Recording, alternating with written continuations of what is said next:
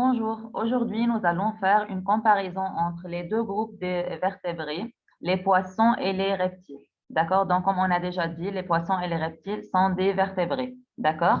Avant de commencer, nous allons faire un petit rappel sur les animaux vivipares et les animaux ovipares.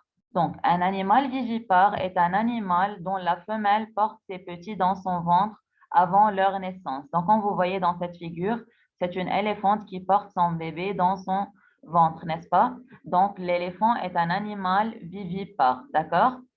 On passe aux animaux ovipares. Qui sont les animaux ovipares? Donc, un animal ovipare est un animal dont la femelle pond des œufs. D'accord? Par exemple, la poule pond des œufs, n'est-ce pas? Donc, la poule est un animal ovipare. D'accord? On a déjà dit que les mammifères, le premier groupe de vertébrés qui sont les mammifères, sont des vivipares. Pourquoi?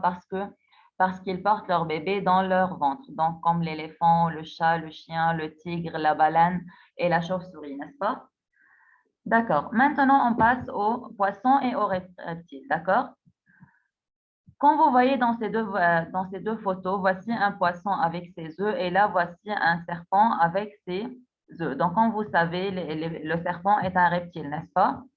Donc, les poissons et les reptiles, les deux sont des ovipares, n'est-ce pas? Donc, les deux, les poissons et les reptiles pondent des œufs. Deuxièmement, chez les deux, chez les poissons et chez les reptiles, à la naissance, les petits ressemblent à leurs parents. Donc là, il y a deux ressemblances entre les poissons et les reptiles. Les deux sont ovipares. Chez les deux, les femelles pondent des œufs. Et chez les deux, à la naissance, les petits ressemblent à leurs parents. D'accord? Comment se déplacent les poissons et comment se déplacent les reptiles? D'accord? Donc, comme on a déjà dit, les poissons vivent dans l'eau, donc ils se déplacent en nageant, alors que les tortues, alors que les reptiles se déplacent en rampant. D'accord? Comment nagent les poissons? À l'aide de quoi nagent les poissons? Ils nagent à l'aide des nageoires, n'est-ce pas? Comme vous voyez là, les poissons possèdent des nageoires qui leur aident à nager, n'est-ce pas? Passons aux reptiles. Qu'est-ce qu'on a chez les reptiles? Est-ce que tous les reptiles possèdent quatre pattes? La réponse est non. Il y a des uns qui ont des pattes et d'autres qui n'en ont pas, n'est-ce pas? Par exemple, la tortue, le lézard, le caméléon ont quatre pattes, n'est-ce pas? Ils se déplacent à quatre pattes. Bien sûr, leurs pattes sont courtes, alors que le serpent n'en a pas. Est-ce que le serpent a des pattes? La réponse est non, n'est-ce pas? Donc, chez les reptiles, certains reptiles possèdent des pattes et d'autres n'en ont pas. D'accord? Donc, je répète, chez les poissons nagent à l'aide des nageoires et les reptiles se déplacent en rampant. Et ils peuvent avoir des pattes ou non. D'accord?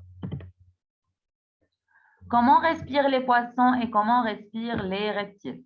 Donc, comme on a déjà dit, les poissons respirent à l'aide des branchies. Comme vous voyez dans cette photo, voici les branchies d'un poisson. Euh, donc, le poisson respire sous l'eau à l'aide des branchies, n'est-ce pas? Les branchies permettent aux poissons de respirer dans l'eau.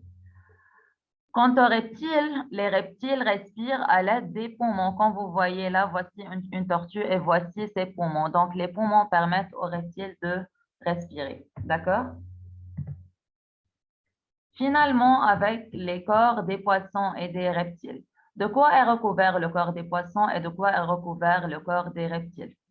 Chez les deux, on a des écailles, mais les poissons ont un corps recouvert d'écailles libres, alors que les reptiles ont un corps recouvert d'écailles soudées. Donc là, voici la peau d'un poisson, ce sont des écailles libres, et là, c'est la peau d'un crocodile, et ce sont des écailles soudées, n'est-ce pas? Donc, on a terminé pour aujourd'hui. Merci pour votre attention.